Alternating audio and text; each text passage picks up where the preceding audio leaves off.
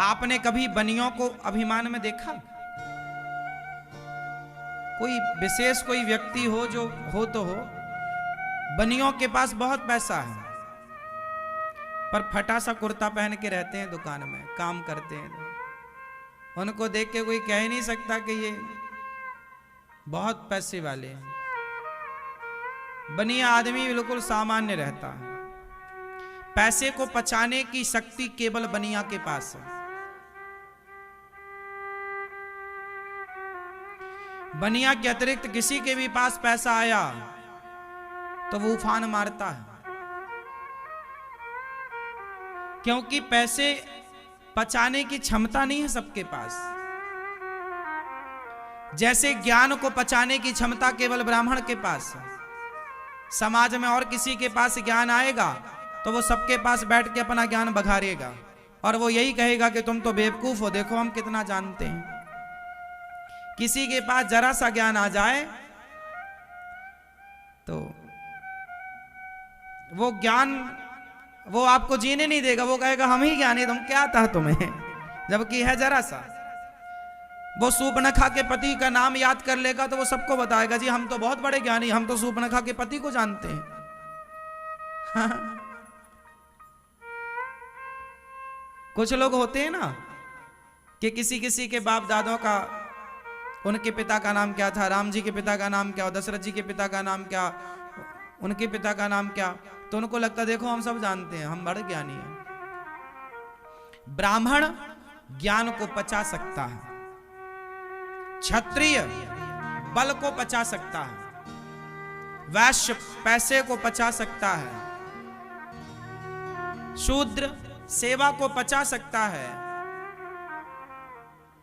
ब्राह्मण के पास ज्यादा पैसा आ जाए तो वो पचा पाना बड़ा कठिन है उसको, क्योंकि ब्राह्मण ज्ञान पचा सकता है, पैसा नहीं। इसलिए पैसा जब आपके पास आए तो आपको सरल बनना है, सहज बनना है, दिखावे में नहीं उलझना। बनिया आदमी दिखावे में नहीं उलझता।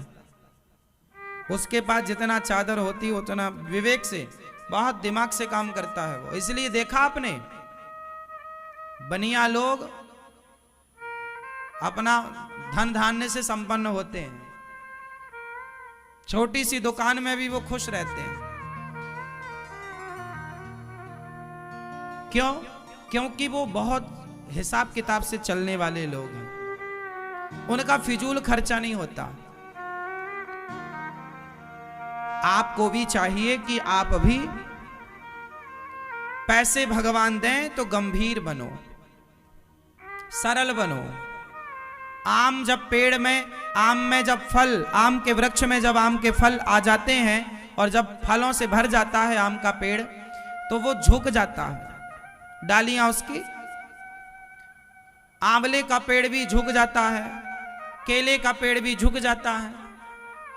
तो ईश्वर जितना आपको धन दें उतना आप झुकिए, उतने सरल बनिए, सहज बनिए। समाज को राम राम करना ना छोड़िए, समाज से मिलना जुलना ना छोड़िए। पैसा आ गया है साहब, ज्यादा गर्मी न रखिए।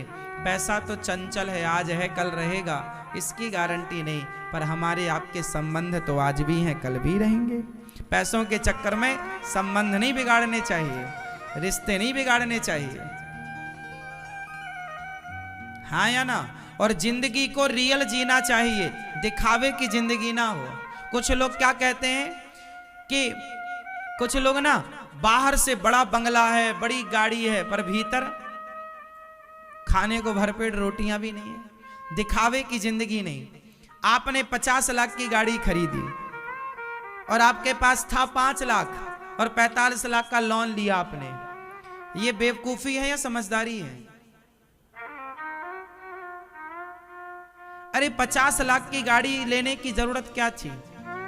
10 लाख की भी गाड़ी आती है, 15 लाख की गाड़ी ले लेते और तुम्हें चलना ही कितना था?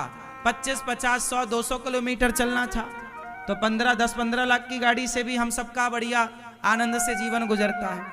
लेकिन आप दिखावे में चले गए, अरे हमारे पास तो गाड़ी होनी चाहिए। जीवन दिखावे के हिसाब से ना हो, जीवन आवश्यकता के हिसाब से होना चाहिए। हमारी जरूरत कितनी है?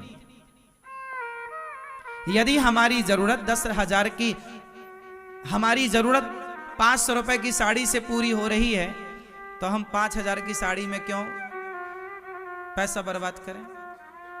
हमारी जरूरत जितनी है हम उतना कार्य करें।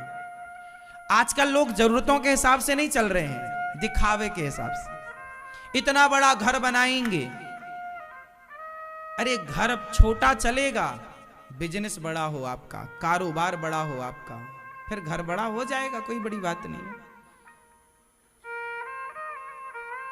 घर वर तो ठीक है, घर बड़ा हो अच्छी बात है, धीरे धीरे घर बने अच्छी बात है, पर कर्जा लेके 20 लाख रुपए का कर्जा लिया, चुकाया 40 लाख रुपए।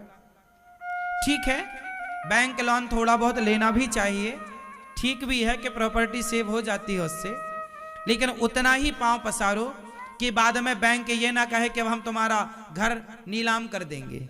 वो नीलामी, कुछ लोग गाड़ियां खरीद तो लेते हैं, बाद में बैंक उठा के ले जाती है, नीलाम कर देती है।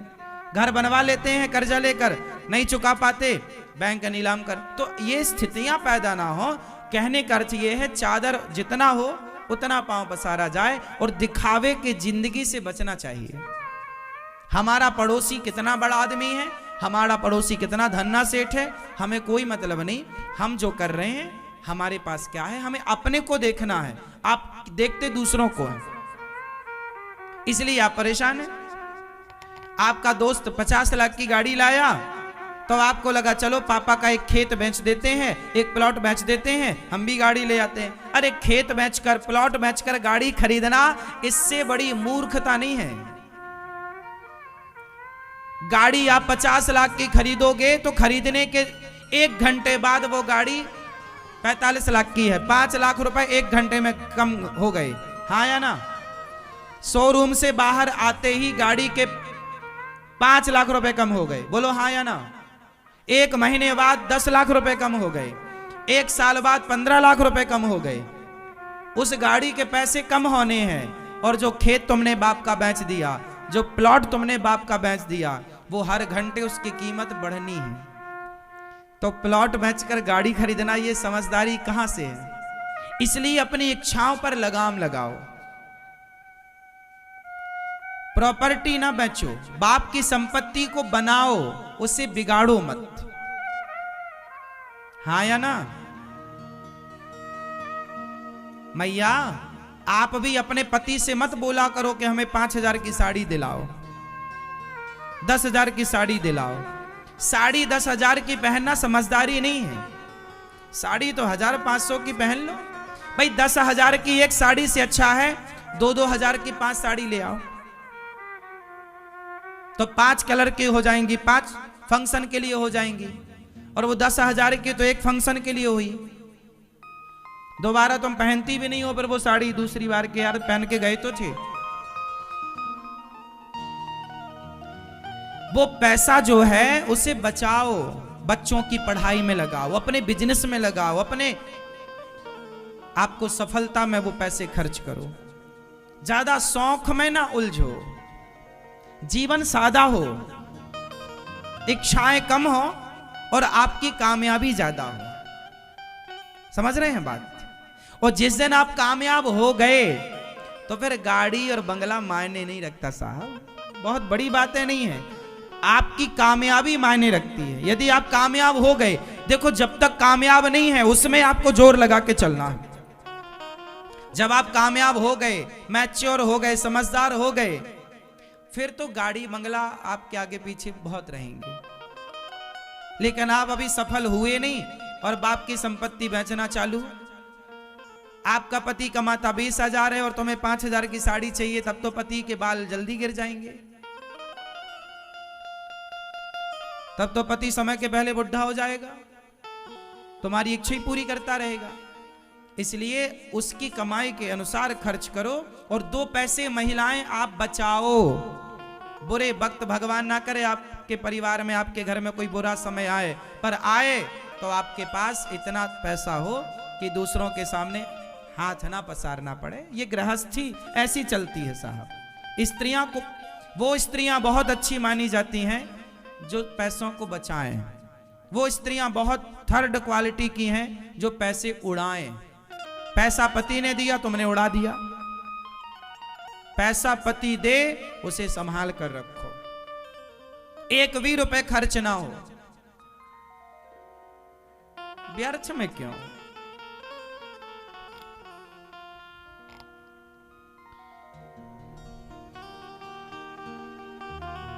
भगवान